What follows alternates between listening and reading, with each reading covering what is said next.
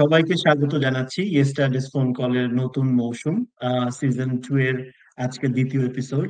আজকে আমি একজন ব্যক্তির সাথে কথা বলছি না, আমি বরং কথা বলবো একটি ক্লাবের সাথে। ইঙ্ক জাতীয় কবি কাজী নজরুল ইসলাম বিশ্ববিদ্যালয়ের ইংরেজি বিভাগের সাহিত্য সংসদ। আমাদের সাথে ইঙ্কের পক্ষ থেকে থাকছেন ইঙ্কের সম্মানিত উপদেষ্টা উমের পারানা, এবং ইঙ্কের সদস্যরা থাকছেন মালিহা খন্দকার, লাবিব এবং নওশিন আঞ্জুম। আজকের বিষয় হচ্ছে দেশপ্রেমিকের মন, প্রকৃতি বনাম সংস্কৃতি। আজকের পর্বটা আমি উৎসর্গ করতে চাচ্ছি রবীন্দ্রনাথ ঠাকুরকে। এটার একটা বড় কারণও আছে। আমরা আমরা সম্প্রতি অনেক বড় একটা ডিবেট দেখেছি জাতীয় সঙ্গীত নিয়ে, এবং বাংলাদেশের জাতীয় সঙ্গীত আমার নিজের ব্যক্তিগতভাবে পছন্দ যে কয়েকটা কারণে। তার মধ্যে সবচেয়ে বড় কারণ হচ্ছে যে এটা আসলে কোনো রকম কোনো সাংস্কৃতিক রাজনৈতিক ঘটনার কথা বলে না। এই জাতীয় সঙ্গীত আসলে আমাদের একদম প্রকৃতির কথা বলে, নেচারের সাথে, বা আমরা খুব ইন্ডিজেনাস অর্থে যে ল্যান্ডকে বুঝাই, সেই ল্যান্ডের সাথে আমাদের সম্পর্ককে বোঝায়। তো যদি শুরু করি, আহ আমরা আসলে দেশপ্রেম কথাটা যখন শুনি বা শব্দটা যখন ব্যবহার করি, আমরা আসলে কি বুঝি বা কি বুঝাই? হ্যালো, ইয়েস্টারডেস ফোন কলে অনেকদিন পরে আবার কথা বলতেছি। তো দেশপ্রেমের ওই যে যেটা হয় যে আমরা ওই যে অনেক সময় ওই যে জিজ্ঞেস করে না যে তোমার দেশ কই, তো সে যে বাংলাদেশ ছোট একটা জায়গা, এর মধ্যে আবার দেশ কই জিজ্ঞেস করে কেন? মানে সে যে দেশ কই, ওই একজন লেখক, আমাদের সবার খুব প্রিয় লেখক ছিল, উনি বলতেছিল যে আমার দেশ কই জিজ্ঞেস করলে আমি এরপরে বলবো যে আমার দেশ বাংলাদেশ। মানে এই যে একটা আঞ্চলিকতার ঊর্ধ্বে ওঠার একটা উনি বলতেছিলেন, কিন্তু আসলে তো দেশ কই ব্যাপারটা তাই যে আমার যেখানে জন্ম হয়, আমি যেখানে বড় হই, যে জায়গাটাকে আমি নিজের বলে জানি, যে জায়গাটাকে ওন করি, ওইটাই আসলে আমার দেশ। সেটা বরিশাল হইতে পারে, গাজীপুর ময়মনসিংহ হইতে পারে, সিরাজগঞ্জ হইতে পারে, অন্য কোনো জায়গা হইতে পারে, ওইটাই আমার আসলে দেশ। ওইটা কিন্তু রাষ্ট্রীয় অর্থে, রাষ্ট্রীয়ভাবে দেশের সীমানার প্রশ্ন না। ওই প্রশ্নটা হচ্ছে এটা, যে কারণে দেশপ্রেম যে অর্গানিক, এই প্রশ্নটা খুবই যে দেশ তো আসলে আমার আমার অস্তিত্বের সাথে, আমার জন্মানো, আমার খাওয়া পড়া, আমার সবকিছুর সাথে জড়িত। ওই জায়গা থেকে ওইটাই আসলে দেশ। তারপরে রাষ্ট্রীয় অর্থ এটা বড়, আমার মহাদেশ এরকম যায়, মানুষের নাগরিকত্ব চেঞ্জ হয়, অনেকে অন্য জায়গায় গিয়ে নাগরিকত্ব নেয়, এরকম আরো অনেক আলাপ হয়। তো আসলে তো দেশপ্রেম আমার কাছে মনে হয় যে এটা একটা অর্গানিক ব্যাপার, এবং যে কারণে যখন কখনো ওই যে দেশদ্রোহী বা এই ধরনের অভিধা দেয় না মানুষদেরকে, ওইটা আসলে ভুল। তো এটা রাষ্ট্রের বিরুদ্ধে কেউ কিছু বলে রাষ্ট্রদ্রোহিতার মামলা হতে পারে, দেশদ্রোহিতা বলে কিছু হয় না। নিজের দেশকে, মানে দেশের বিরুদ্ধে কেউ বিদ্রোহ করে না, এবং দেশের সাথে বিশ্বাসঘাতকতা করলে সেটা দেশদ্রোহিতা। মির্জাফরের মতন বা এরকম অনেক সময় আমরা বলি যে তারা দেশের সঙ্গে নেমখারামি করেছে বা তারা কিন্তু হয় রাষ্ট্রদ্রোহিতা, সিস্টেমের এগেনস্টে হয়। কিন্তু দেশ যেটা আমার মাটি, আমার ভূমি, আমার বাড়ি, ওইটার বিরুদ্ধে তো মনে হয় কেউ মানে এটা বিদ্রোহ ঘোষণা করে না। বিদ্রোহ ঘোষণা করলে করে দেশের সরকারের প্রতি বা রাষ্ট্রের প্রতি, সিস্টেমের প্রতি করে। স্যার, আমার কাছে যেটা মনে হয় যে দেশপ্রেমের ব্যাপারটা আসলে একদম জিরো থেকে শুরু হয়। একদম আমার কাছে মনে হয় যে এটা টোটালি ব্যক্তিকেন্দ্রিক, যে আমি অ্যাজ এ পার্সন আমি হচ্ছে দেশের জন্য কি করছি। এখন আমার ক্ষমতায় অনেক কিছু হয়তো থাকবে না, কিন্তু যতটুকুই আছে ততটুকুই যদি করি, যে যে জায়গা থেকে, আমি আরেকজনের দিকে না তাকিয়ে যে উনি কেন করছে না বা সে কেন করছে না, সেই জায়গায় না যেয়ে অ্যাজ এন ইন্ডিভিজুয়াল প্রত্যেকে যদি আমরা আমাদের জায়গা থেকে যতটুকু আছে ততটুকু যদি করি, আই গেস ওইটাই হচ্ছে মোস্ট ইফেক্টিভ হয়। এবং ফর মি ওইটা হচ্ছে সবচেয়ে মানে বেস্ট ওয়ে অফ শোয়িং দেশপ্রেম। স্যার, আমিও মালিহার সাথে একমত। ওর যে ধারণাটা ও বললো দেশপ্রেমের, আমারও স্যার সিমিলারই। যে এই যে ছোট ছোট যে বিষয়গুলো, যে ময়লা ঠিক জায়গায় না ফেলা, যেহেতু আমাদের দেশ, আমাদের ম্যাম যেটা দেশ বলতে বুঝালো যে যেখানে আমার জন্ম, মানে দুইটাই সেম ভাবেই যে হচ্ছে কোনো জায়গাকে আমি অপরিষ্কার না রাখি, মানে এই যে দেশটাকে যে সুস্থ ভাবে রাখার, সেটা রাজনৈতিক ভাবে হোক কিংবা সামাজিক ভাবে হোক, সুস্থ করে রাখার যে একটা প্রচেষ্টা, দেশ যেন ভালো থাকে, আমাদের ব্যক্তিগত জায়গা থেকে যেটুকু প্রচেষ্টা করতে পারি, আমার কাছে মনে হয় ওইটাই দেশপ্রেম। যে আমি কতটুকু করছি আমার দেশের জন্য, দেশের ভালোর জন্য। আমার কাছে যেটা মনে হয় যে আমরা যেটা বলি সব সময়, আমরা প্রথম প্রেম ভুলতে পারি না। আমার কাছে মনে হয় দেশ এবং আমার মা সেই প্রথম প্রেম। আমার জন্মের পর থেকে যেটা শুরু হলো, দেশের প্রতি প্রেম, যে ভূমিতে আমি জন্মালাম সেটার প্রতি প্রেম। আমরা বীজ থেকে গাছ হই, কিন্তু গাছ হবার পর যে মাটির কারণে আমি বীজ থেকে গাছ হলাম সেটা আমরা ভুলে যেতে পারি না।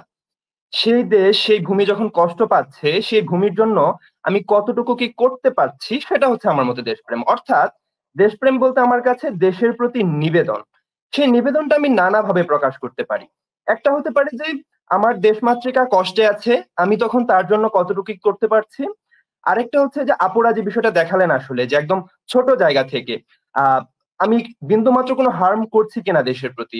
আমি হয়তো একটা বেঞ্চে আমি কলম দিয়ে গোঁতা দিচ্ছি, একটু ক্ষতি হচ্ছে কিনা, এটা আমার সম্পদের ক্ষতি। এই যে একটা ফিলিং আমার দেশের সম্পদ নষ্ট হচ্ছে। অথবা স্যার ধরতে পারেন এটাকে আমি আমার জায়গা থেকে কতটুকু করতে পারছি। আমি ভালো গান গাইতে পারি, তাহলে সেই গানটা নিয়ে যদি আমি অনেক বেশি প্র্যাকটিস করি, আমি কবিতা লিখতে পারি, আমি যদি সেটা প্র্যাকটিস করি, অথবা আমি চলচ্চিত্র বানাতে পারি, আমি যদি সেই জায়গা থেকে জহির রায়হান হতে পারি, সেটা আসলে আমার দেশপ্রেম এবং দেশের প্রতি কন্ট্রিবিউশন রাখা। তাই আমার মনে হয় আসলে স্যার দেশপ্রেম বলতে দেশের প্রতি নিবেদন। এবং আমি খুশি হব একটু, আমি যেহেতু বাইরে ছিলাম, আমি একদমই এই পুরোটা সময় এই ঘটনাগুলো আমার কাছে সবকিছু দূর থেকে দেখা এবং স্ক্রিনে দেখা। আমি একটু সবার ফার্স্ট হ্যান্ড এক্সপিরিয়েন্স এর আলোকে যদি আমরা একটু আলাপটা করতে পারি, তাহলে আমার জন্য পার্টিসিপেট করতে ব্যাপারটা আমি এনজয় করবো বেশি আসলে। আগে তো স্যার আমরা রাজনৈতিক ভাবে বিভিন্ন সমালোচনা করেছি বিগত সরকারের এবং আহ, মানে বিভিন্ন তাদের কার্যক্রমের, কিন্তু স্যার ওইভাবে আসলে যখন সময়টা আসে, মানে রেভলিউশন আমরা বলি, যদিও আমি এটাকে সম্পূর্ণ বিপ্লব মনে করি না, কিন্তু তারপরও যখন একটা সময় আসে, যেহেতু সবাই অধিকাংশ মানুষই এটাকে বিপ্লব হিসেবে ধরে, তো যখন বিপ্লব আসতেছে তখন ওই সময় আমাদের করণীয় কি, ওই সময় কি করতে হবে, এটা কিন্তু স্যার আসলে প্র্যাকটিক্যাল কোনো ধারণা অন্তত আমার কখনোই ছিল না। কেননা আমার বাবা মাও তো কোনো যুদ্ধ করেনি, কিংবা তারা আসলে কোনো এরকম বড় রেভলিউশনের অংশ ছিল না। তো আমি আসলে ওইভাবে এক্সপেরিয়েন্স কখনো কারোর শুনেছি অনেক বড় কারোর মুক্তিযুদ্ধের, কিন্তু পরে এরকম কোনো গণ অভ্যুত্থানের এক্সপেরিয়েন্স আমার ছিল না। তো স্যার এইখানে সব থেকে বেশি যে এটা যে প্রথমে স্যার যখন কোটার জন্য আন্দোলন শুরু শুরু হলো জুলাইয়ের প্রথম দিকে, তখন স্যার আমি নিজেও মানে এই জিনিসটা নিয়ে এত বেশি সিরিয়াস ছিলাম না, যে না ঠিক আছে দেশে তো আন্দোলন হয়, যেরকম নিরাপদ সড়ক আন্দোলন হলো, ধর্ষণ বিরোধী আন্দোলন হলো, খুব বড় বড় আন্দোলন হলো, কিন্তু ওই সময় সেরকম কোনো ফল তো আসেনি। কোটা আন্দোলনও হলো 18 সালে, আমরা তখন ভর্তি হলাম। কিন্তু স্যার আমার এইবারও এই এই এই ধারণাটা ছিল যে হয়তো তেমন কিছু আর কি, ওই একই আন্দোলন হবে, দুই একজন হয়তো আহত হবে কিংবা শারীরিকভাবে ক্ষতি হতে পারে, তারপরে জিনিসটা হয়তো কোনো একটা নিয়মের মাধ্যমে জিনিসটা মিটমাট হয়ে যাবে। কিন্তু স্যার পরে যখন দেখলাম যে জুলাইয়ের 9-10 তারিখের দিকে যখন দেখলাম যে জিনিসটা আসলে বড় হচ্ছে এবং এটার আসলে কোনো সমাধান আসতেছে না, এবং মানে বিভিন্নভাবে রাজনৈতিক ভাবে যেই প্ররোচনাগুলো দেওয়া হচ্ছিল এই আন্দোলনে, বিগত সরকারের পক্ষ থেকেই দেওয়া হচ্ছিল, বিগত প্রধানমন্ত্রীও যে সকল কথাবার্তা, এই যে শিক্ষার্থীদেরকে রাজাকার বলা এবং বিভিন্ন সময় তাদের এই আন্দোলনকে বিভিন্নভাবে মানে কটূক্তি করা, এই জিনিসগুলো যে ছিল, এই জিনিসগুলো আমার মনে হয় যে এই আন্দোলনকে অনেক প্রভাবিত করে। এবং যেদিন স্যার আবু সাইদ মারা গেল, তার আগে আমি আমি কোনো আন্দোলনে যাইনি আর কি। আমি ফলো করছিলাম জিনিসগুলো সোশ্যাল মিডিয়াতে, কিন্তু আমি শারীরিকভাবে কোনো জায়গায় অংশগ্রহণ করিনি। তো খুবই সিক্রেট একটা গ্রুপ ছিল যে আমরা করব কিনা। তো তারপর দিন আমরা চিন্তা করলাম যে হ্যাঁ আমরা সকাল 11টায় আমরা ওইখানে যাব। তো আমি একটু দেরি হয়ে গেছিল আমার 11টার পরে যাইতে, বৃষ্টি হচ্ছিল ওই দিন। তো আমরা ওইখানে যাওয়ার আগেই সকাল 10টা থেকে যারা ক্যাডার ছিল ছাত্রলীগের, এর মধ্যে আমার বন্ধু বান্ধবও ছিল দুই একজন, মানে আগের বন্ধু, এক্সকিউজ মি। তো ওরা ওইখানে বসেছিল যাতে এখানে কোনো আন্দোলন না হয়, এবং আমি গিয়ে যেটা শুনলাম যে যারা ওইখানে দাঁড়িয়ে ছিল তাদেরকে তারা বলছে যে আমাদের ছোট ক্যাম্পাস, এটা ঢাকা বিশ্ববিদ্যালয় না, এখানে এই আন্দোলন করে কোনো লাভ নেই, এখানে আন্দোলন হবেও না, তো শুধু শুধু নিজের ক্ষতি না করে তারা যেন এখান থেকে চলে যায়। সেভাবে কোনো ক্ষতি করার কথা বলেনি, বাট এভাবে বলছে চলে যেতে বলছে। তো ওরা তো যারা ছিল ওরা ভয় পেয়ে ওরা চলে গেছে। আমি যাওয়ার পরে আমি দেখলাম শুধুমাত্র 2 জন ওইখানে বসে আছে। তো আমি তাদের সাথে কথা বললাম, ওইখানে যারা ছাত্রলীগের বড় ভাইরা ছিল তারা 2-1 জন আমার পরিচিত। আমি তাদেরকেও গিয়েও বলছি যে ভাই, তখনও বিষয়টা এত সিরিয়াস হয়নি আর কি, আমি গিয়ে বললাম যে ভাই আমরা যদি এখানে একটু দাঁড়াই, আমরা যদি জিনিসটার প্রতিবাদ করি, এই যে মারা গেল একজন, তো সমস্যাটা কোথায়? কিন্তু তারা কোনোভাবেই কনভিন্সড হয় নাই, তার কোনোভাবে দাঁড়াতে দেয় নাই, পরে আমরা আর পারিনি। তারপরেও ক্যাম্পাসে চেষ্টা করা হলো, কিন্তু পারা গেল না। অগাস্ট যখন পড়লো তখন অগাস্টের 3 অথবা 4 তারিখ আমরা ক্যাম্পাসেই, ইমদাদুল হুদা স্যার ছিলেন, উনি আমাদের মানে বিশ্ববিদ্যালয়ের গ্রুপে উনি পোস্ট দিয়ে আর কি উনি সবাইকে খুব ইন্সপায়ার করলেন যে তোমরা আসো, আমি তোমাদের সাথে থাকবো। তো তখন আর কি ওই দিন আমরা ক্যাম্পাসে একদিন করতে পারছি। ও ক্যাম্পাসে তার আগেও একদিন করা হয়েছে, কিন্তু ওই দিন আমরা করছিলাম হচ্ছে ইয়াতে 0 পয়েন্টে, কিন্তু ওইখানে হচ্ছে ছাত্রলীগের এরা গিয়ে ওইখান থেকে আর কি সরাই দিছিল, ওইখানে বসা যায় নাই। তো আমার কাছে মনে হয় যে এই যে এতগুলো মানুষ, আমার যে পার্সোনাল এক্সপেরিয়েন্সটা, যে এতগুলো মানুষ মারা গেল, যেটা আমি চোখের সামনে দেখলাম, এবং আন্দোলনে গিয়ে যে এক্সপেরিয়েন্স গুলো, এগুলো আসলে আমার যে দেশপ্রেমের সংজ্ঞাটাই আসলে অন্যরকম হয়ে গেছে। আমি নিজের ক্ষেত্রে এবং হচ্ছে যে অনেকে বলে যে জেনজি জেনারেশন, তারা হচ্ছে দে ডোন্ট কেয়ার, কি হচ্ছে না হচ্ছে তাদের কোনো খোঁজ খবর নাই, পলিটিক্যালি তারা অ্যাওয়্যার না, কোথায় কি হচ্ছে না হচ্ছে, দে জাস্ট ডোন্ট কেয়ার। তো ওই জায়গা থেকে আমারও কিছু এরকম ছিল যে আচ্ছা দেখতাম শুনতাম, কিন্তু মনে হতো যে মানে ফ্রাস্ট্রেটেড লাগতো, খারাপ লাগতো যে এরকম হচ্ছে, কিন্তু আসলে আমার কি করার আছে এখানে, আমার কি কিছু করার আছে কিনা। তো ওই জায়গা থেকে যখন এই যে ঘটনাগুলো শুরু হলো জুলাই শুরু থেকে,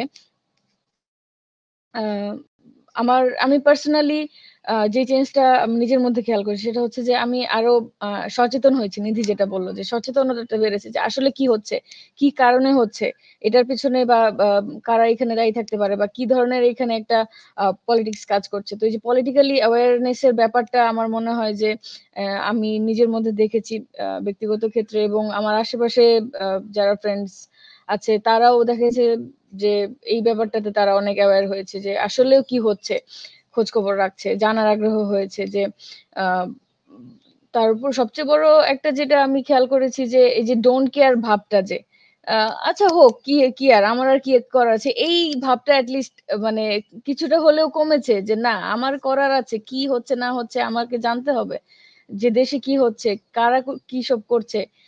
তো এই বিষয়টা আরেকটা যেটা আমার কাছে মনে হয় যে গুরুত্বপূর্ণ একটা বিষয়, যে আমরা যখন কোনো একটা ঘটনা আমরা পড়ি বা হচ্ছে কোনো জায়গা থেকে যখন জানি, তখন মনে হয় যে এরকম হয়েছে, যে ওখানে দেখা গেছে যে আমরা 52 ভাষা আন্দোলন পড়েছি, তারপরে হচ্ছে 69 অভ্যুত্থান পড়েছি, এরপরে হচ্ছে 71, কিন্তু এই যে মাঝখানের যে সময়টা, এই যে 12 মাস, 12 মাসের 30-31 দিন, প্রত্যেকটা দিনে কি ঘটনা ঘটেছে ওইটা হচ্ছে অত ডিটেইল আমরা জানি না। এই যে একটা ঘটনা হলো জুলাই আগস্টে, এই ঘটনাগুলোর মাধ্যমে আমার মনে হয়েছে যে আহ, মানে আমি হচ্ছে হিস্ট্রিটা লিভ করছি, যে আজকে যা হচ্ছে আমার সাথে সেটা ভবিষ্যতে হিস্ট্রি হিসেবে বলবে, কিন্তু আমি এজ এ পার্সন এই হিস্ট্রিটার মধ্য দিয়ে যাচ্ছি, I M A part of it.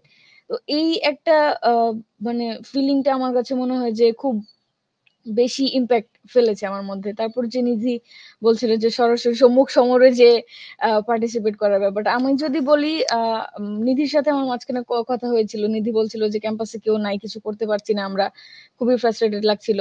কিন্তু তখন দেশের একটা অবস্থা যে আমি গাজীপুর থেকে জয়দেবপুর থেকে হচ্ছে ময়মনসিং আসবো, সেটা একটা মানে অসম্ভব একটা ব্যাপার। একে তো বাসায় সিকিউরিটি পারপাস আছে, তারপর রাস্তাঘাটের অবস্থা। তো ভাবলাম যে যে যে জায়গার যার যার জায়গা থেকে যদি পার্টিসিপেট করতে পারি।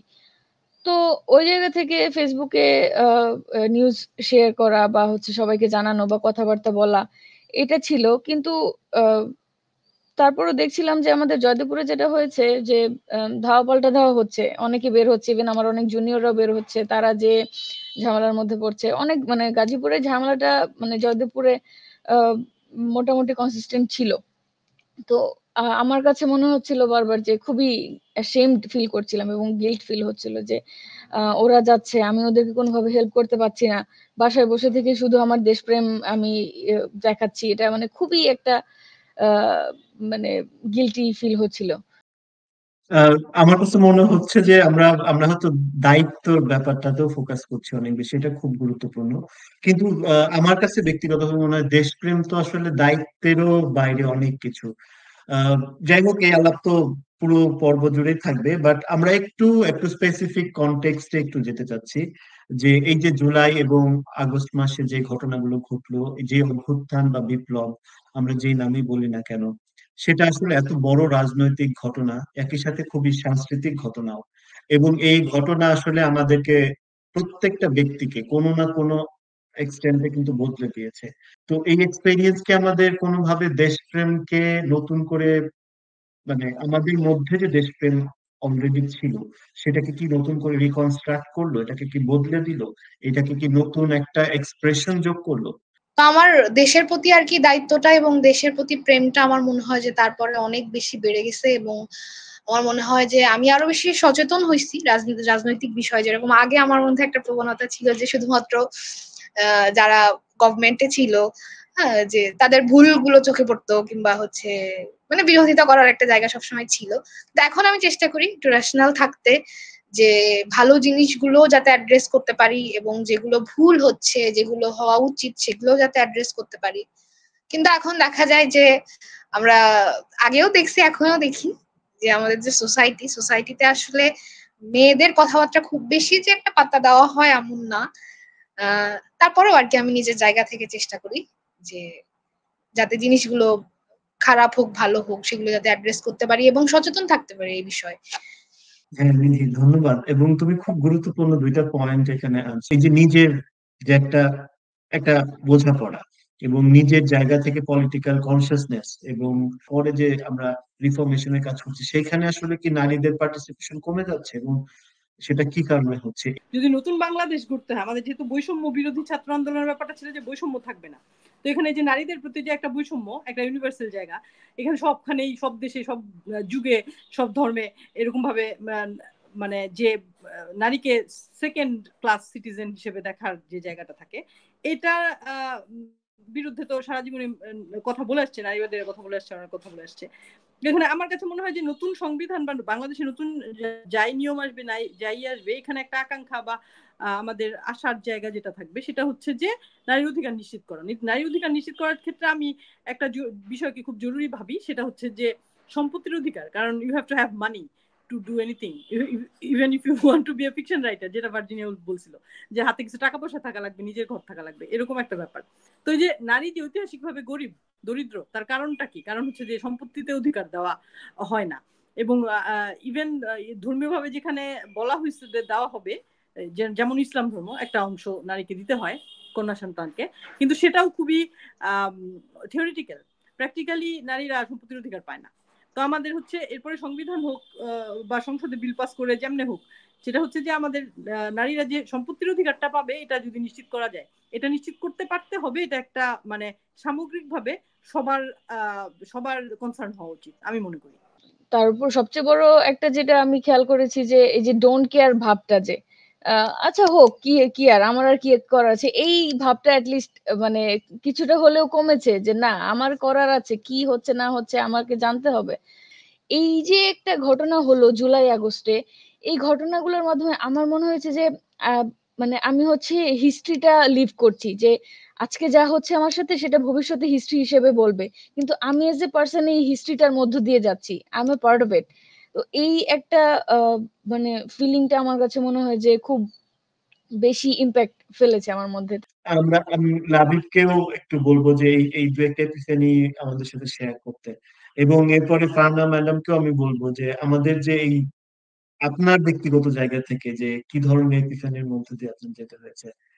এবং আপনার ক্ষেত্রে আমরা জানি যে প্রকৃতি, আপনার মেয়ে সবসময় আন্দোলনে যাচ্ছিল, সেটা নিয়ে আপনার যে অ্যাংজাইটি, সেটা দিয়েও আপনার এই আন্দোলনের সাথে রিলেট করার একটা একটা বড় যোগসূত্র আমি বলতে পারি। তো সেটা নিয়েও একটু শুনতে চাই লাবিব এবং ফারহানা ম্যাডাম।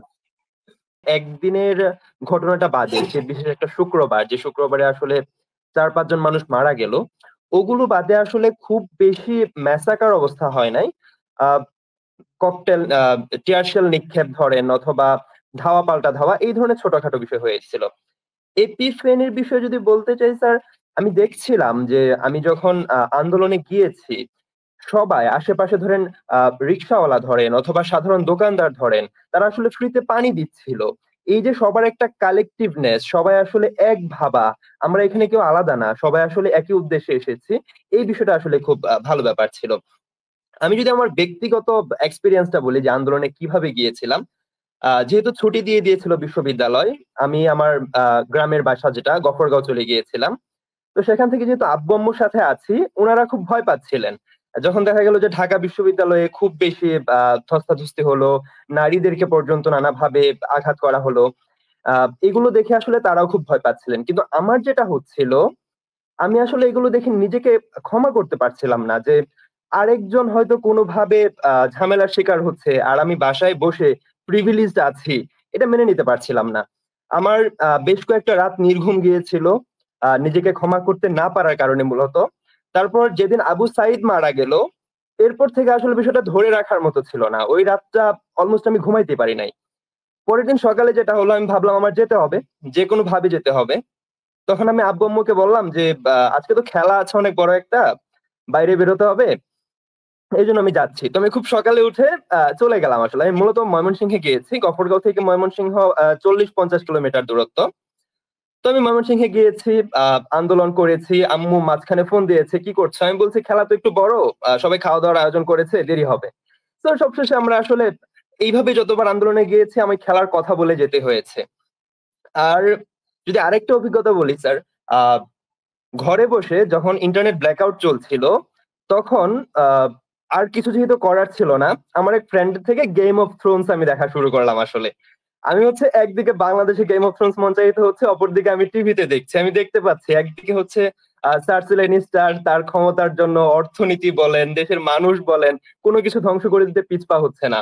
অন্যদিকে আমার কাছে ফোন আসে যে আমার মিরপুরের বন্ধু বলছে যে সে কোনোদিন এত বেশি হেলিকপ্টার উঠতে দেখে নাই, কোনোদিন এত বেশি গুলির শব্দ শুনে নাই। অথবা আমার কোনো একটা আত্মীয় ফোন দিচ্ছে, ফোন দিয়ে বলছে যে একটু আগে তোমার আঙ্কেলকে যে লোকটা এগিয়ে দিল ঝামেলার জন্য, সেই লোকটা যখন ফিরে যাচ্ছে সে আসলে পুলিশের গুলিতে মারা গিয়েছে। তো এই পুরো বিষয়টা আসলে আমার কাছে খুবই ইমোশনাল ব্যাপার স্যাপার ছিল। আর রাজনৈতিক সচেতনতার বিষয় বা রিয়েলাইজেশনের বিষয়টা যদি বলি, সেক্ষেত্রে আমার মনে হয়েছে যে ভয়টা যেরকম সংক্রামক, সাহসটাও সেরকম সংক্রামক, দেশপ্রেমটাও সংক্রামক। আমরা যদি আসলে প্রশ্ন জারি না রাখি, তাহলে আসলে দেশটা পেছাবে। আমরা যদি দায়িত্ব না নিয়ে প্রশ্ন না করি, তাহলে দেশটা পেছাবে। সেই জায়গা থেকে আমার এই আন্দোলনের পর রিয়েলাইজেশনটা হচ্ছে যে আমার প্রশ্ন করতে হবে। আমার এই প্রশ্ন করাটা সংক্রামক রোগে পরিণত করতে হবে, যেন সবাই প্রশ্ন করতে পারে এবং কালেকটিভলি আসলে আমরা উন্নতির দিকে যেতে পারি। সকল ইউনিভার্সিটি থেকে যেসব শিক্ষকরা ছাত্রদের পাশে ছিলেন তাদের নাম ডিজিআইএফ এর কাছে পাঠানো হয়েছিল। একমাত্র খুলনা ইউনিভার্সিটির ভিসি এটা নিয়ে একটু টালবাহানা করছেন, উনি কারো নাম টাম পাঠান নাই এবং উনি বলছেন যে কোনো পুলিশ ঢুকতে পারবে না আমার ক্যাম্পাসে। আমি অথরিটি, আমি ছাড়া কোনো, আমার অনুমতি ছাড়া কেউ ঢুকতে পারবে না। একমাত্র খুলনা ইউনিভার্সিটির সেই ভিসি বাদে আর সকল উপাচার্যরা সরকারের সঙ্গে বা তখনকার ক্ষমতাসীন দলের পক্ষ হয়ে কাজ করছিলেন। তো তারপরে আমাকে যখন এরকম জিজ্ঞেস করা হলো যে চাকরি চলে যাবে ভাই, সেই আবিজাবি এগুলো বলতেছিল, তখন আমার কাছে মনে হয়েছে যে আমার মেয়েই তো প্রত্যেকদিন আন্দোলনে যাচ্ছে, প্রোটেস্ট করতেছে, ওখানে গুলিও খেতে পারে, আরো অনেক ক্ষতি হইতে পারে। আমাকে আমার কয়েকজন কলিগ এটাও বলছে তার উঠতি বয়সের মেয়ে আছে, সে তার একটু কাণ্ড জ্ঞান নাই, সেই ধরনের পোস্ট দিল। এরকম ভাবে তারা নিজেদের মধ্যে বলাবলি করছে। তো আমার কাছে মনে হয়েছে যে আমার ছাত্রদেরকে মেরে ফেলতেছে, আমার বাচ্চাকেও মেরে ফেলতে পারে। আমার মেয়ে যদি আজকে না মারা যায়, বাসার ছেলে মারা যাবে, আগামীকাল আমার বাচ্চার উপরে আসবে। আর আমার বাচ্চা নাই, তারপরেও আমার ছাত্ররা তো আমার সন্তান। আমার যদি নিজস্ব বা জৈবিক ভাবে যে সন্তান, সেই সন্তান নাও থাকে, আমার পরের জেনারেশন তারা যখন আমার সন্তান, তাদেরকে পাখির মতো গুলি করে মারতেছে, তারপরে যখন তারা কেউ চুপ করে থাকে, তারপরে যখন তারা এই হত্যার প্রতিবাদ করে না, তারপরে তারা আসলে নিজেদেরকে শিক্ষক হিসেবে দাবি করতে পারে না। আর যদি চুপ করেও থাকে, সে যদি তার নিজের জানের ভয়ে, চাকরির ভয়ে চুপ করেও থাকে, যারা বলতেছে তাদেরকে বলতে দেওয়া উচিত ছিল যে তা আচ্ছা ঠিক আছে, আমি সাহস পাইনি, তুমি এরকমও হয়েছে, অনেকে আমাকে বলছে যে আপনি বলছেন, আমরা বলতে পারি নাই, বিভিন্ন ভয় বলি নাই, কিন্তু আপনি বলছেন, আপনাকে থ্যাংক ইউ, এরকমও বলছে অনেকে। তো আমার এই যে এটা ছিল, এবং তার পরবর্তীতে 5 আগস্টের পরে যখন এই যে ডাকাত পড়তেছে বা এরকম হইতেছে, তখন আমি একটু ভয় পাইছি। এর আগে পর্যন্ত আমি খুব একটা ভয় পাই নাই। জানের ভয় তো এটা তো জানের ভয় তো আসলে খুবই করে লাভ নাই, কারণ হচ্ছে যে মানুষ নিজের বিছানায় শুয়েও মারা যায়, মানুষ রাস্তায় রোড অ্যাক্সিডেন্টে মারা যায়, মানুষ রোগ বালাই হয়ে মারা যায়, মানুষের জানের উপরে আমার মেরে ফেলবে এই ভয়টা আমার কখনো হয় নাই। তবে হ্যাঁ, হ্যারাসমেন্ট আর অনেক রকমের হইতে পারতো, এইগুলা হইতে পারতো। 5 আগস্ট না ঘটলে আমার কি হতো এটা জানি না, আমি বলা যায় না। এটা একটা তবে আতঙ্কটা হয়েছে এরপরে যখন ডাকাত পড়া বা সেই নিয়ে বলতেছিল এটা হয়েছে, তারপরে ভয়ঙ্কর রকমের ভয় লাগছে আমার যে এরকম যে কোনো রকমের আপরাইজিং এর পরে সাধারণত সংখ্যালঘুদের উপর পাহাড়ি বা হিন্দু, শিয়া, আহমদিয়া, তারপর বিহারি, এরকম যা যা সংখ্যালঘু সম্প্রদায় আছে, মানে সংখ্যালঘু বলতে আমি বলতে চাচ্ছি যে প্রান্তিক সম্প্রদায় যারা আছে তাদের উপরে হামলা হয়। এবং প্রান্তিকদের মধ্যে এটা ইন্টারেস্টিং যে নারীরা আসলে সংখ্যায় কম না হয়েও প্রান্তিক, এবং যে কারণে এ ধরনের রেপ বা এই ধরনের ঘটনাও অনেক সময় ঘটে, যে কোনো ধরনের অপরাধ প্রবণতা তখন মাথাচাড়া দিয়ে ওঠে। তো তখন 5 আগস্ট 6, 7, 8-এর দিকে যখন রাত্রিবেলা হচ্ছে যে আমার পাশের বাসায় কনস্ট্রাকশন চলে, রড নামায় বা এই ধরনের আওয়াজ হয়ই প্রায়, কিন্তু এমনি এরকম সামান্য আওয়াজ হলেও মানে আমার ভয় লাগতো, যেহেতু তখন 7-8 দিন 10 দিন কোনো ল অ্যান্ড অর্ডার বলে কিছু ছিল না, কোনো পুলিশ বাহিনী কাজ করতেছে না, কিছু কাজ করতেছে না। তখন আমার একটু ভয় লাগছে যে হ্যাঁ, এখন ডাকাতি বা লুটপাট, কিছু মানুষ তো সুযোগ সন্ধানী থাকবেই যে এখন পরিবর্তিত পরিস্থিতিতে তারা কোনো না কোনো ভাবে মানে আলু পোড়া খেতে চলে আসবে, ওই ভয়টাও তখন হয়েছে। কিন্তু তার আগে পর্যন্ত 5 আগস্ট পর্যন্ত আমার হ্যাঁ আশঙ্কা ছিল, কিন্তু এই যে যান হারানোর ভয় বা এটা মনে হয় নাই। ঢাকা ইউনিভার্সিটির স্লোগানটা যেটাকে নিয়ে অনেক রকমের আলাপ হলো যে তুমি কি আমি কি রাজাকার, এটা কিন্তু রাগ ক্ষোভ থেকে, এটা বুঝতে পারা না পারার কোনো কারণ নাই, এটা না বুঝতে পেরে হ্যাঁ ছেলেমেয়েরা রাজাকার বলে নিজেদেরকে, এটা বলার কোনো মানে জায়গা নেই, যৌক্তিকতা নাই। কোনো বুদ্ধিমান মানুষ, কোনো বিবেকবান সচেতন মানুষ কখনো ওই স্টুডেন্টদেরকে রাজাকার বলে করবে না যে হ্যাঁ ওরা নিজেদেরকে রাজাকার, স্বঘোষিত রাজাকার তারা, এটা কখনো হওয়ারই কথা না। সবাই অপ্রেসড, সবাই তখন বলছে যে না তুমি আমাকে যে গালি দিচ্ছ, তুমি আমাকে যেটা ট্যাগ লাগাচ্ছ এটা ঠিক না, তুমি দেশপ্রেমিক আর আমি দেশদ্রোহী বা আমি রাজাকার, এটা ঠিক না। আমাদের তো মূল মানে ইয়েটা ছিল এটা যে আমরা আসলে দেশপ্রেম বলতে কি বুঝি। আমাদেরকে একটা ফ্যাসিস্ট, একটা নৃশংস ধরনের অমানবিক একটা সিস্টেম আমাদেরকে নিপীড়ন নির্যাতন করতেছিল, সেটার বিরুদ্ধে যে আমরা কোন সুতা দিয়ে সবাই একত্র হয়েছি বা এক মালায় গেঁথে গেছি, সেটা আসলে সেই দেশপ্রেমের জায়গাটাই আমার কাছে মনে হয়েছে। এবং সেই জায়গা থেকেই আমরা ওই মানে একাত্মতার ব্যাপারটা পাইছি। এরপর 5 আগস্ট হয়ে যাওয়ার পরে কিন্তু ভাগ, আমাদের মধ্যে আরো অনেক ভাগ আছে, অনেক এটা মনে করে ওটা মনে করে না।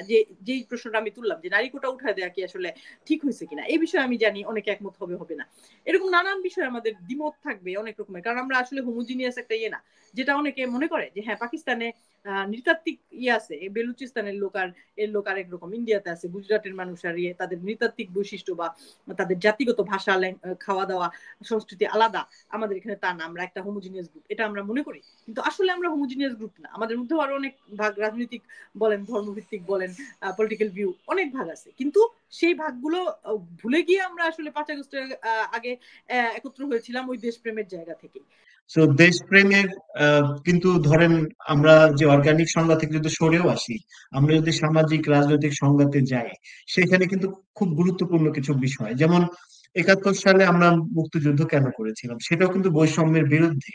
সেটা ওয়েস্ট পাকিস্তান ইস্ট পাকিস্তানকে যে বৈষম্যের মধ্যে দিয়ে নিয়ে যাচ্ছিল এবং তাদেরকে অর্থনৈতিক এবং বিভিন্ন ভাবে যে বৈষম্যের শিকার করা হচ্ছিল, ইস্ট পাকিস্তানের মানুষের চাকরি কম দেওয়া হচ্ছিল, তাদেরকে এইখান থেকে পাট বিক্রি করে সেই পাটের সমস্ত ইনকাম নিয়ে ওইখানে ওয়েস্ট পাকিস্তানে গিয়ে বিনিয়োগ করা, এই সমস্ত নানান নানান ঘটনা। তো ওই যে বৈষম্য এবং ভাষা নিয়ে যে আমাদের 52 সালে যে আমাদের উপর যে নিষ্ঠুরতা, তো বৈষম্যের বিরুদ্ধেই তো 71 সাল। এবং তারপরে কিন্তু বাংলাদেশে তো বৈষম্য থামে নাই, বৈষম্য অনেক ক্ষেত্রে বরং বেড়েছে। আবার এখনো আমরা বৈষম্যর বিরুদ্ধে আন্দোলন করলাম, তারপরে কিন্তু আমার মনে হয় অনেকেই অনেক কারণে, ছোট হোক বড় হোক, নানা কারণে হতাশ হচ্ছি, আমরা দেখছি যে বৈষম্য কমছে না। এটাও একটা বড় প্রশ্ন। আমাদের তো আরো অনেক কাজ আছে, আমরা কি সারা জীবন প্রতিবাদ করব, সারা জীবন সংগ্রাম করব? আমার কাজ আমি করব না? আমার লাইফে আমার লাইফকে আমার এনজয় করার দরকার আছে না? আমার লাইফকে আমার আমার ব্যক্তিগত পরিসরে সময় কাটানোর দরকার আছে না? তো এই সমস্ত জায়গা থেকে যে বৈষম্য তাহলে কেন শেষ হয় না আমাদের, এটা আমার কাছে খুব গুরুত্বপূর্ণ একটা প্রশ্ন মনে হয়। আমার কাছে মনে হয় যে বৈষম্য বলতে আমরা কি বুঝি, এই জিনিসটাই আসলে প্রথম প্রশ্ন আমাদেরকে হচ্ছে যে যদি আমরা বৈষম্যটা ধরতে পারি তাহলে কিন্তু আমরা ওটা নিরসন করার বিষয়ে আলাপ করতে পারি। ঠিক আছে, এটাই খুব গুরুত্বপূর্ণ কথা, যে আমাদের আসলে যদি আমরা রিকগনাইজই করতে না পারি যে কোনটা আসলে বৈষম্য এবং কোন বৈষম্যের জন্য আমি নিজে দায়ী। আবার অনেক সময় রিকগনাইজ করার পরেও ডিনায়ালও থাকে, এটাও সত্যি যে আমরা স্বীকার করি না, স্বীকার করতে না চাওয়া, এটা একটা প্রবণতা থাকে। লাবিব একটু বলুন যে বৈষম্য কেন শেষ হয় না। আমার আসলে সেম ব্যাপারটাই মনে হয়, আমরা আসলে বুঝতে পারি না এবং বুঝাতে পারি না যে আসলে কোনটা বৈষম্য। নারীদের কোটা যে বাদ দেওয়া হলো, এই প্রশ্নের উত্তরটাও সম্ভবত এইখানেই লুকানো আছে, যে আমরা আসলে বুঝতে পারছিলাম না যে নারীরা কোটাতে থাকাটা বৈষম্য না। সেজন্য আসলে ওই সময় যে ওয়েভটা ছিল বাদ পড়ে গেল ধুম করে।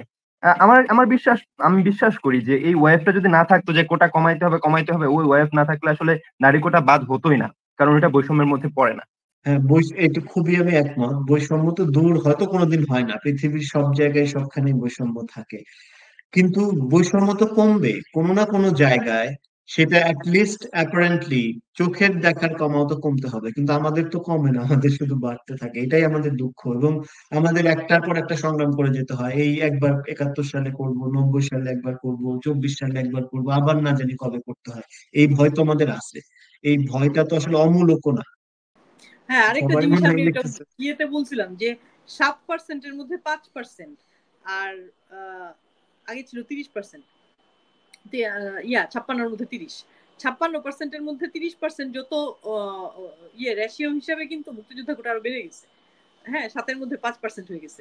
আর যে কারণে মুক্তিযুদ্ধ কোটাটাকে আমরা বৈষম্য বলতেছিলাম, কারণ হচ্ছে যে প্রথমত নাতিপুতি পর্যন্ত আসা, এটা একটা। দ্বিতীয়ত হচ্ছে প্রচুর ভুয়া মুক্তিযোদ্ধা আছে, মুক্তিযুদ্ধ সার্টিফিকেট ধারী কিন্তু আসলে মুক্তিযুদ্ধ করে নাই। আবার এরকম অনেকে আছে যারা মুক্তিযুদ্ধ করেছে কিন্তু তারা কোনো কোটা চায়ও না, এবং তারা সার্টিফিকেট নেয় নাই, নিলে ওইটা ইউজ করে না। ওয়ারেজ কিছু দলীয় লোকজন মুক্তিযোদ্ধা কোটা নিয়ে সুবিধাটা নেয়। এই জন্যই কিন্তু আপত্তিটা ছিল আমাদের দেশের ছেলেমেয়েদের। কিন্তু এই আপত্তিটা এই জন্য না যে তারা মুক্তিযোদ্ধাদেরকে সম্মান করতে চায় না, তারা আসলে এটার অ্যাবিউজ হচ্ছে, বা এক ধরনের মানে যেটাকে বলে সুযোগ নেওয়ার একটা দল, বিশেষ দল সুযোগ নিতে পারতেছে এই কোটার, এই জন্য তারা কমাতে চেয়েছিল। কিন্তু সেই 56-র মধ্যে 30 আর এখন কিন্তু 7-এর মধ্যে 5, এখন কিন্তু বরং আরো ওটা বাড়ছে, মানে রেশিওতে অন্যান্যদের সাধারণ যারা আছে কোটাবিহীন তাদের জন্য একটু সিটের সংখ্যা বাড়লো, কিন্তু আবার কোটার মধ্যে যদি হিসাব করি তাহলে কিন্তু মুক্তিযোদ্ধা কোটার পার্সেন্টেজ বেড়েই গেছে আসলে।